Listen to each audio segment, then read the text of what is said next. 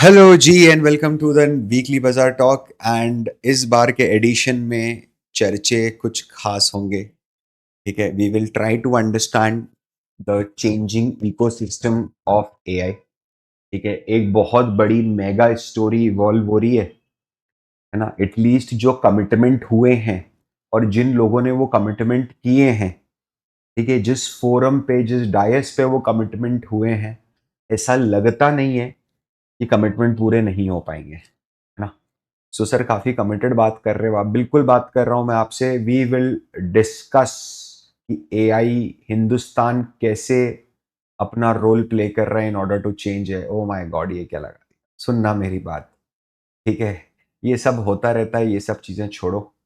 ठीक है, आप तो आज की क्लास पे फोकस करो। ठीक है, हम है ना तीन पार्ट्स में बात करने वाले हैं आज। एक, इंडिया में जो बड़े बड़े एआई गीगा प्रोजेक्ट्स लगे हैं, हम समझेंगे कि क्या हो रहा है। ठीक है, और इसका फ्रेमवर्क्स क्या क्या फ्रेमवर्क्स हैं। ये सेकंड, हम ये समझेंगे कि जो पैसा कमिट करा है लगाने के लिए, वो पैसा कहाँ पर जा रहा है। ठीक है, you need to understand AI का जो केपेक्स होने वाला है अगले 5 से 7 साल 8 साल में, वो ह्यूमन हिस्ट्री का सबसे बड़ा प्रोजेक्ट है ना। इंसान ने कभी भी इतना बड़ा इंफ्रास्ट्रक्चर आज तक किसी पर्पस के लिए एक साथ खड़े होकर बिल्ड नहीं करा है। ठीक है, that too for a materialistic technology. And third चीज हम यह समझेंगे कि इंडिया कैसे एक विनिंग और डबल एज स्वॉर्ड बन रहा है, कि या तो हम जीत भी सकते हैं, हार भी सकते हैं। क्या इंपैक्ट आएगा इंडियंस पे, वो चीजें समझते हैं। सबसे पहले जानने की कोशिश करते हैं कि ये जो इतने सारे एआई के प्रोजेक्ट्स हैं, सेंस बना रहे हैं, क्या आपको ये समझना है अभी तक, ठीक है, इस समय तक जब इंडिया में एआई इम्पैक्ट समिट हुई और मिंदु जी ने सबके हाथ ऐसे करके खड़े कर दिए, सैम ऑल्टमैन को समझ में नहीं आ रहा था क्या करना है। ठीक है, लिटरली, है ना। तब आप अगर देखोगे तो कई बड़े मेजर, इस समिट में नहीं, समिट होने तक बड़े मेजर प्लेयर्स ने कुछ अनाउंसमेंट करे। रिलायंस इंडस्ट्रीज बोलता है हम 9 लाख करोड़ रुपए का केपेक्स करेंगे, 9 लाख करोड़ का केपेक्स करेंगे ना। एंड उसका जो मार्केट कैप है ना इस समय रिलायंस का, that is 18 crore, 18 lakh crore. Reliance is saying कि मेरी जितनी औकात है, मेरी जितनी वक्त है, उससे 50% तो मैं पैसा और लगाऊंगा। तो लाएगा कहां से, समझते हैं। रिलायंस ने बोला जब कि हम 1 गीगावाट का डेटा सेंटर लेके आ रहे हैं आंध्र प्रदेश में। ठीक है, प्लीज अंडरस्टैंड। एंड इसमें हम है ना $110 बिलियन इन्वेस्ट करेंगे। 110 बिलियन, 9,13,000 करोड़ रुपए, विच इज 47.5% ऑफ इस market cap. Adani group saying the same thing कि $100 बिलियन हम सोवरन एआई इंफ्रा के अंदर लगाएंगे। ठीक है, green powered AI data centres के अंदर लगाएंगे $100 बिलियन। ठीक है, समझ रहे हो आप। एंड अगेन अडानी कॉनिक्स का ये 2 गीगावाट का डेटा प्लेटफॉर्म बना रहे हैं, गूगल के साथ टाई अप करेंगे। तो अडानी तो अपने मार्केट कैप से भी ज्यादा पैसा लगा रहा है। Open AI is being tying up, is going under a foundational partnership with Tata group, right. आप अगर देखोगे तो इसके अंदर Tata chat GPT enterprise over a period of time roll over करेगा इंडिया में। ठीक है, and you need to understand open AI को जो कंप्यूटेशनल पावर चाहिए, ठीक है, to scale its native data centre to 1 gigawatt. ठीक है, that will be possible after this. Anthropic has entered into an agreement with Infosys. Infosys AI solutions बनाएगा Claude के through, Claude AI के थ्रू कस्टम एआई एजेंट्स बनाएगा for specific industries. And they are starting with telecom first. उसके बाद ये banking, manufacturing और software में बाद में जाएंगे। But they are doing it, it is happening right now. Yotta करके there is this Indian company, Indian data science company. They have been entered into an agreement with Nvidia। 20,000 Blackwell ultra chips deploy करेंगे। ठीक है, $2 billion का plan करा है। सर्वम AI $105 billion लगाया जाएगा। ठीक है, 22 लैंग्वेजेस को सपोर्ट करेगा। अब अगर आप ये सारे समरी ऑफ अनाउंसमेंट देखते हो ना, तो सर कितना कंफ्यूजिंग है, you know it is meant to be confusing, जानबूझ के कंफ्यूजिंग है, वो चीज बनाया गया है उसको ताकि हम इसको यहाँ ब्रेक डाउन कर सकें। इट इज नेवर अबाउट कि मैं इतना देखो, घोषणावीर होता है ना, घोषणावीर, कि इसको ये कर दूंगा, उसको वो कर दूंगा, मैं ये कर दूंगा, किसी ने सोची ना होगी, किसी ने देखी ना होगी, समझना मेरी बात, काम नहीं चलेगा। अगर आपको ये सारी चीजें रियलिटी में लेके आनी है इंडिया जैसी कंट्री के अंदर, यू नीड पब्लिक सेक्टर का सपोर्ट। आप अगर ये सोच रहे हो कि मैं आइसोलेशन के अंदर सिर्फ और सिर्फ अपने इन्हें नो प्राइवेट कंपनीज अपने दम पर बिना गवर्नमेंट के फर्स्ट हैंड सपोर्ट के डेटा सेंटर का काम नहीं खड़ा कर सकती यहाँ पर।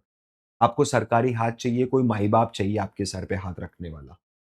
क्या गवर्नमेंट एक्टिवली इस चीज को लेके आगे बढ़ रही है? आपके सामने है ना? पिछले 6 महीने में 50,000 से ज्यादा जीपीयूज डिप्लॉय हुए हैं। ठीक है, अब अभी अगर आप देखोगे तो करंट 38,000 जीपीयूज, अगले 6 महीने 50,000 से ज्यादा डीपीयू अप्लाइड होंगे, जीपीयूज। ठीक है, 65 रुपीज पर आवर की एक्सेस कॉस्ट को लेकर आ रही है कि कंप्यूटेशन कॉस्ट जो होगी 1 आवर 65 रुपीज। बजट में अगर आप देखो तो पूरा का पूरा budget is like budget AI budget 2.0, है ना? 40,000 करोड़ का केपेक्स बोला है, डेडिकेटेड रेयर अर्थ कॉरिडोर बनाने के लिए बोला है, उड़ीसा के अंदर, आंध्र प्रदेश के अंदर, है ना? डेटा सेंटर्स को 2047 तक टैक्स हॉलिडे दे दिया, खूब पैसा कमाओ, छापो पैसा इंडिया में, है ना? Now understand this. आपको अगर ये पूरा का पूरा एआई इकोसिस्टम अब समझना है, इसका फ्रेमवर्क समझना है, तो आप ये समझो कि एक डेटा सेंटर या एक एआई इकोसिस्टम में कौन कौन सी पार्टीज इन्वॉल्व है। ठीक है, तो सबसे पहले तो है बिल्डर। बिल्डर मतलब डीएलएफ, लोढ़ा, ये है ना, हमको जगह बना के देंगे। ठीक है, डेटा सेंटर्स के लिए जो फिजिकल जगह चाहिए वो बना के देंगे। फिर है एनर्जाइजर्स। एनर्जाइजर्स बोले तो अडानी पावर, टाटा पावर, ये क्या करेंगे? ये फ्यूल अप करेंगे, है ना? किस चीज को फ्यूल अप करेंगे? इलेक्ट्रिसिटी सप्लाई करेंगे, कूलिंग सिस्टम्स देखेंगे। फिर है टेक्नोलॉजी डेवलपर, जो हार्डवेयर रिक्वायरमेंट है, Nvidia, Intel, AMD, Foxconn, Flex, ये सारे। फिर है operators, AWS, Google cloud, Equinix, जो डेटा सेंटर को ऑपरेट करते हैं, है ना? इस टेक्नोलॉजी पे डेटा सेंटर ऑपरेट होता है, ये हार्डवेयर प्रोवाइडर्स हैं। एंड लास्ट में आते हैं AI architect like open AI, Anthropic, सर्वम, है ना? ये सब क्या करते हैं? ये अलग अलग LLM, large learning machine models, LLMs develop करते हैं। ठीक है, अब अपने को ये अलग अलग 5 डेटा सेंटर्स हैं, 5 ड्राइवर्स हैं, जहां से रेवेन्यू खींचा जा सकता है, जहां पर एआई इकोसिस्टम को राइड करा जा सकता है। अब आपको क्या लग रहा है ये सब जानते हुए, समझते हुए? अगर आप देखोगे ना भाई, इसके अंदर मैसिव फंडिंग की रिक्वायरमेंट है। आप समझ रहे हो, billions and billions of dollar चाहिए अगले 5 साल 7 साल में, अरबों खरबों रुपया चाहिए। इनफैक्ट इतना चाहिए कि जो मैग्निफिसेंट सेवन है या जो मांग है, ठीक है, आप अगर इनका ये लाइन देखते हो, चार्ट अगर आप देख रहे हो ना, तो जो हरी लाइन है ना, वो केपेक्स की लाइन है, एंड जो ब्लू लाइन है वो फ्री कैश फ्लो की लाइन है। सदियों तक फ्री कैश फ्लो ज्यादा रहा और कंपनी में केपेक्स की रिक्वायरमेंट कम थी, क्योंकि ऐसा माना जाता था ये सब तो सर्विस कंपनी है, इनको हार्डवेयर की तो रिक्वायरमेंट होती नहीं है, मतलब इंफ्रास्ट्रक्चर हेवी बिजनेस तो है नहीं। बट क्या हुआ, क्या यहां से इंफ्रास्ट्रक्चर हेवी बिजनेस बनना शुरू हुआ क्या? और बनते बनते अब वो पॉइंट आ चुका है जब आपका जो कैपिटल एक्सपेंस हो रहा है, मशीनों पे जो खर्चे हो रहे हैं वो ज्यादा हैं, और आपका free cash flow to firm वो कम है। मतलब आपके पास फ्री कैश फ्लो कम आ रहा है और आपके खर्चे ज्यादा हो रहे हैं। इसका मतलब ये है कि आपको अब फंडिंग करनी पड़ेगी, पैसा कहीं से उधार लाना पड़ेगा इसको। सर ये लोग भी लेके नहीं आएंगे क्योंकि पुराने प्रॉफिट्स हैं, बट आपको समझना पड़ेगा कि इन लोगों को मैसिवनेस, आप स्केल समझ रहे हो कितना है? आज के टाइम पहले ऐसा होता था कि 100 रुपया अगर कमा रहे हैं, 10 रुपए का केपेक्स हो रहा है, दैट्स इट, एक सॉफ्टवेयर कंपनी में। आज ऐसा हो रहा है कि वो 110 का केपेक्स हो रहा है, 100 रुपया कमा रहा है तो, ठीक है? ओरेकल ने जब से एआई का यूज़ केस स्टार्ट किया है, ठीक है? लोग इतना क्योंकि डेट ले लिया पूरा एआई को फंड करने के लिए, तो क्या रिस्क बढ़ गई? रिस्क बढ़ गई। आप देखोगे ना 1.56% का जंप आया है ओरेकल के सीडीएस में, क्रेडिट डिफ़ॉल्ट स्वैप में। समझना, किसी को अगर पता है सीडीएस क्या है तो बहुत अच्छी बात है, नहीं तो कीवर्ड सर्च करो the credit default swap the valuation school, be able to get it. है ना? लोगों में डर है। क्या सर इसका ये मतलब है कि ओरेकल डिफ़ॉल्ट कर देगी? बिल्कुल भी नहीं, लेकिन लोगों में डर है कि ओरेकल ने डेट बहुत ले लिया यार, वो डिफ़ॉल्ट कर सकती है। हाँ जी। अब ये देखते हैं कि ये पैसा एक्चुअल में कहाँ जा रहा है, ठीक है? आ तो रहा है। तो देखो इंडिया जो है ना, वो एआई के एडॉप्शन से अब एआई के प्रोडक्शन की तरफ बढ़ रहा है। मेरी बात समझना, हम लोग तो कंज्यूमर्स हैं, चैट जीपीटी खोल के बैठ गए, इसके चेहरे पे उसका गाना, ये सब काम करने में हिंदुस्तानी आदमी अब फोकट है ना, करेगा क्या दिन भर बैठ के? तो यही करो और नेट पे अपलोड करो, कुछ तो आएगा, ताली बजेगी नहीं तो पैसा आएगा। तो we used to be consumers of AI since beginning, AI के जन्म से ही। और एआई भी कोई आज का आया हुआ नहीं, 1970 1980 की पैदाइश है, तब से अपन कंज्यूमर ही है, ठीक है?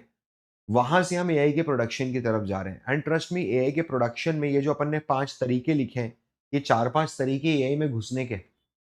इसमें सबसे आसान और सबसे वायबल तरीका जो इंडिया के पास है, दैट इज डेटा सेंटर। है ना? अपना डेटा सेंटर ओपन करो and enter into the production in a way much more viable manner, right? थोड़ा सा देख लो, अगर मैं इन कंपनीज की बात करूं, कौन सी कंपनीज की? हाइपर स्केलर्स की। कौन हाइपर स्केलर्स है? मांग। सर व्हाट इज मांग? ठीक है, Microsoft, Amazon, Meta, alphabet, Apple. समझना, इन सब लोगों को 3 ट्रिलियन डॉलर चाहिए भाई, 3 ट्रिलियन डॉलर, डॉलर 3 ट्रिलियन।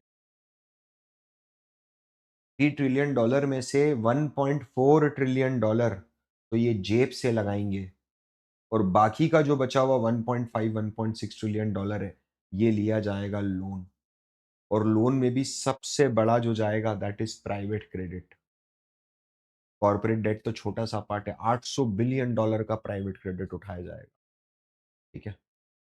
समझिए मेरी बात। आपको ये देखना है कि ये जो 3 ट्रिलियन डॉलर की डिमांड है अभी, मैकेंजी बोलता है ये तो अभी का एक्सपेक्टेशन है।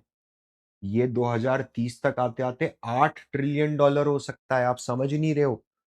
आपको अगर ये लग रहा है कि सर ये तो आप सिर्फ नंबर ही नंबर बता रहे हो, just try to imagine this number.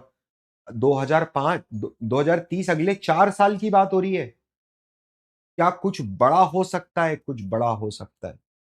मेरी बात समझना, है ना? Data centre, global data centre के अंदर कुछ बड़ा हो सकता है। यूएस इकोनॉमी बहुत बड़ा सट्टा खेल रही है। देखो, ये हाइपर स्केलर डेटा सेंटर है मेटा का। मैनहट्टन के नक्शे के ऊपर ये डेटा सेंटर को रख के देखा गया है स्केलिंग के लिए। आप इमेजिन कर रहे हो पूरे के पूरे शहर को खा रहा है, इतना बड़ा डेटा सेंटर है ये। और जो मैग्निफिसेंट 7 है, इन्होंने 2025 में तो भारी कैपेक्स करे ही करें, जो ग्रे कलर की लाइन है। बड़े कैपेक्स करें, कमजोर कैपेक्स नहीं करें। आप अगर अमेज़न को देखोगे तो अमेज़न ने 126 बिलियन डॉलर का कैपेक्स करा है। समझना, प्लीज़ अंडरस्टैंड। है ना? अल्फाबेट ने 91 बिलियन डॉलर का कैपेक्स करा है। बड़े कैपेक्स होने के बावजूद क्या ये 2026 के अंदर अपने कैपेक्स के फिगर इंक्रीज़ करने में लगे हुए हैं सब के सब। Everyone is increasing the figure of the capex. Why? Because it is need of an hour. Sir एक डेटा सेंटर क्या होता है ये तो समझाओ। It is a physical room जहां पर कंप्यूटिंग पावर्स लगाई जाती हैं, बड़े बड़े सिस्टम्स लगाए जाते हैं। 1 गीगावाट का डेटा सेंटर खोलने के लिए 35 बिलियन डॉलर से 60 बिलियन डॉलर तक का खर्चा आता है। अलग अलग कंपनीज का अलग अलग एस्टिमेट है, अलग अलग सर्विस और अलग अलग कैपेबिलिटीज के हिसाब से। एक डेटा सेंटर खोलने में 1 गीगावाट का 35 billion dollar to 60 billion dollar expense, it is huge. बहुत बड़ा है, तभी तो ये सब बोल रहे हैं जितने भी हैं कि हम 1-1 बिलियन डॉलर खोलेंगे, 1-1 बिलियन गीगावाट खोलेंगे। आप देख रहे हो इंडिया के पास अभी इस समय सिर्फ 1.5 गीगावाट की कैपेसिटी है और रिलायंस बोल रहा है हम 1 गीगावाट खोलेंगे, अडानी बोल रहा है हम 2 बनाएँगे, समझ रहे हो? तो ऑलरेडी कितने मेजर अनाउंसमेंट्स आ चुके हैं, ठीक है? टाइप्स ऑफ डेटा सेंटर के बिज़नेस मॉडल क्या है? या तो एंटरप्राइज़ ओन्ड हो जाए, मतलब क्या अमेज़न ने खुद के लिए खोला है, कोई थर्ड पार्टी अलाउड नहीं है।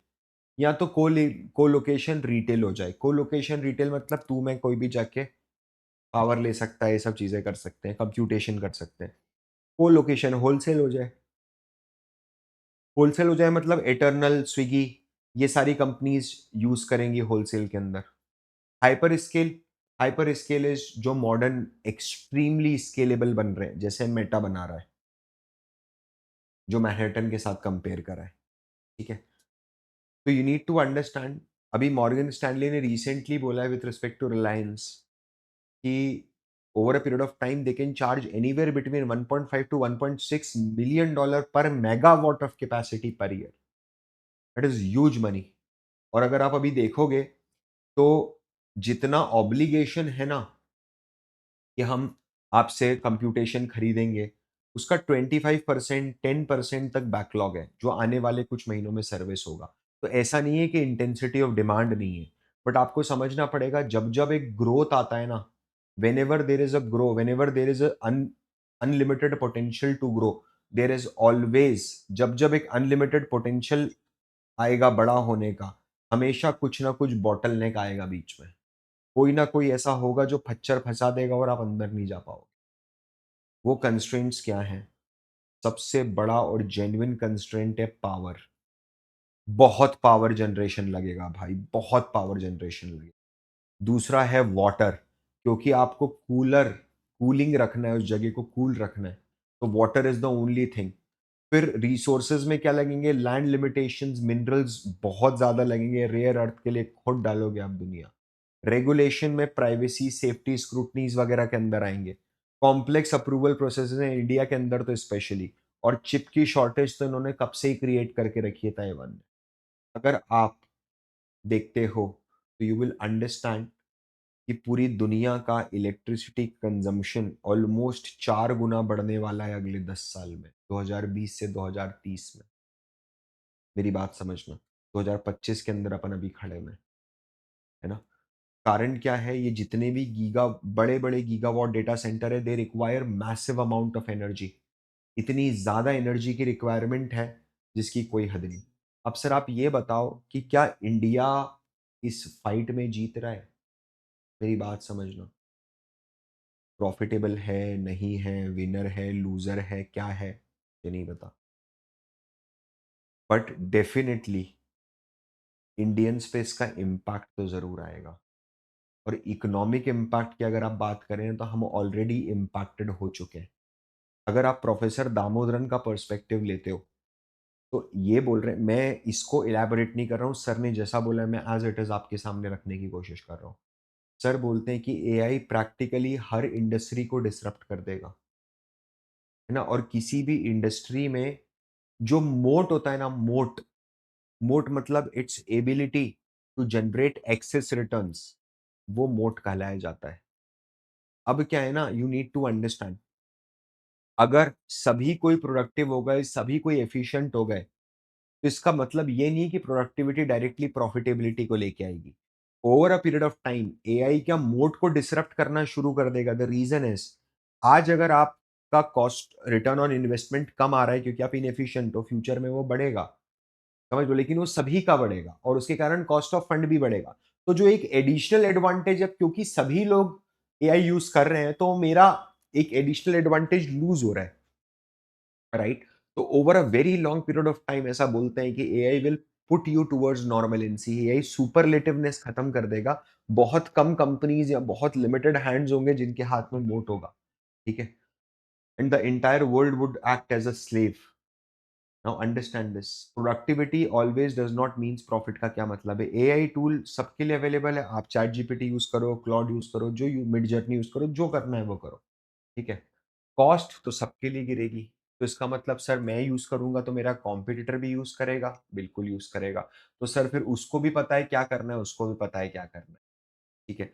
तो सर फिर अगर ऐसा है तो फिर तो हमारा मार्जिन कम हो जाएगा। बिल्कुल यही तो प्रोफेसर दामोदरन बोल रहे हैं कि मार्जिन कम होगा, ठीक है?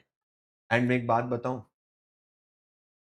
प्रूफ के लिए इंडस्ट्री रुकती नहीं है। आप देख रहे हो कंटिन्यूअसली सितंबर के बाद से इट इज़ ऑलवेज़ मेकिंग लो पे लो आईटी स्टॉक्स, है ना? प्राइस ने अपना काम कर दिया है यहाँ पर, ठीक है? अगर आप देखोगे तो over a period of time who could be the possible winners? Possible winners are scalers, hyper scalers, ठीक है? Because they are the one who are doing the capex. बाकी सब जो है ना, ये लोग तो फिर भी अपना मार्जिन निकाल लेंगे, मैनेज कर लेंगे। बाकी जो छोटे-छोटे ऑर्गनाइज़ेशंस है ना भाई, ये तो पूरी तरीके से सुपड़ा साफ हो जाए, मेरी बात समझना, ठीक है? और अभी तो हम एआई डिप्लॉयमेंट के बहुत इनिशियल फेज़ में हैं, है ना? उसका कंट्रीब्यूशन क्या होगा ग्रोथ पे, सोशल वेलफेयर पे, इन्वेस्टमेंट रिटर्न्स पे, ये सब अभी जानने-बूझने में समय लगेगा आपको थोड़ा-सा, है ना? हो सकता है नए प्लेयर जो आएँ वो बेनिफिट कर जाएँ, कैसे?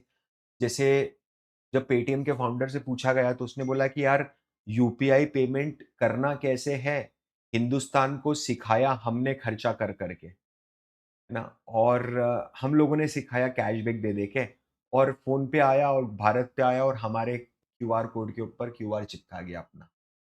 समझना मेरी बात, राइट? तो ऐसा होता है कि जो प्लेयर कैटेगरी क्रिएट करता है, कोई दूसरा बड़ा प्लेयर आता है और उस प्लेयर को खा के खत्म कर देता है। मेरी बात समझना।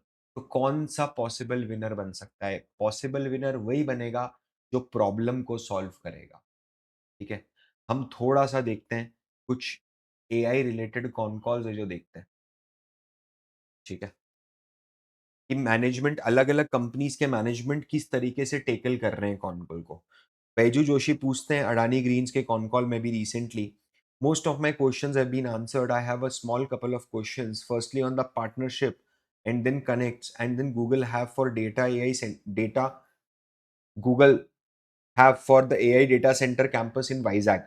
I wanted to understand Adani's Green's role in it, and since the release specifically highlight the use of renewable, any color around it would be great. I think it's currently too premature to give any proper strategy around it. Okay, obviously, as a group, we are very rich in terms of providing multiple solutions, including 24 into 7 power, which can be green power. We believe something which can be valued by this partnership able to support the green ambitious.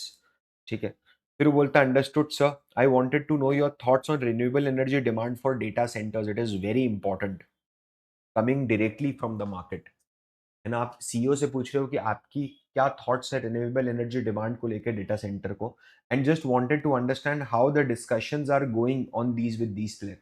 And मैं समझना चाहता हूँ कि आप बाकी players के साथ कैसे डिस्कशन कर रहे हैं, स्पेशली मल्टीनेशनल कंपनीज के साथ, and what kind of contracts you are getting into, and किस तरह के कॉन्ट्रैक्ट आपको मिल रहे हैं, what kind of growth runway you see in that area, और कैसा ग्रोथ रनवे आपको दिख रहा है। राजकुमार जैन जी क्या बोलते हैं उस पे? Yes sure, so an interesting market and with in the way data is now being hosted in India for India's consumption as well as the new AI demand as well as focus on these data centers to have green power, it is a significant opportunity for us.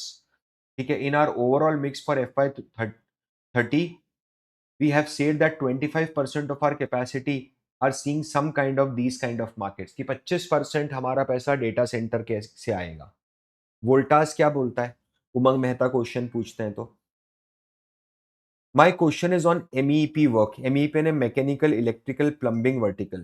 How big it is currently MEP revenue and how you are looking at the opportunity considering one of the group companies have announced the large plans there. समझना. Among these two large opportunities in MEP segment is data center and district cooling. These are large capacity, large opportunity for us, and in any requirement like data cooling, district cooling, these are two parts to the thing. ठीक है, मतलब every company, Voltas भी बोल रही है massive opportunity है भाई, अगर कूलिंग करने को मिलता है, ठीक है। In MEP are data share is data centre share is less than 5%, we are aiming 30% in middle terms, ठीक है। What specific order or tenders you bidding in this space? तो वापस से मुकुंदन मेनन बोलते हैं, the data center thing is just opening up, we are doing a couple of projects now and the same funnel for the data is also very healthy, ठीक है। the net thing is that everyone KEI industry is betting big कि wire और cable के अंदर बड़ा potential है ना? Power grid, क्योंकि इनको पावर सप्लाई करनी है। Everyone, humans India power supply करनी है, they all are playing very very big on this. Please we need to understand, अभी हम इतने नाइव स्टेज में हैं कि इस पॉइंट ऑफ टाइम पर सिर्फ सब कुछ अनाउंसमेंट में ही है। एवरीथिंग इज अंडर अनाउंसमेंट, समझ रहे हो आप? हाँ, लेकिन ये अनाउंसमेंट अगर मैं बोलता हूँ 50-60% भी एग्जीक्यूट हो गए ना, तो we will be living in a different India in next 10। Trust me on this, ठीक है? And I would say this would be the mark of India's journey towards $50 trillion economy और a $70 trillion। आप यहाँ से global competition में, global relevancy की दौड़ में हिंदुस्तान आ पाएगा, ठीक है? Definitely it will benefit all the Indians sooner और लेटर। देखो, कोई भी टेक्नोलॉजी नहीं आएगी, उसके प्रोस कॉन्स दोनों हैं, दोनों को बैलेंस बनाते हुए ही आपको चलना है, ठीक है? आप मुझे कमेंट में लिख के बताइएगा, थोड़ा सा अलग टॉपिक पे था, बट ये आपको कैसा लगा? मैं आपसे जल्दी ही मुलाकात करूंगा अगले हफ्ते, तब तक के लिए this is Parth Verma signing off. Bye bye.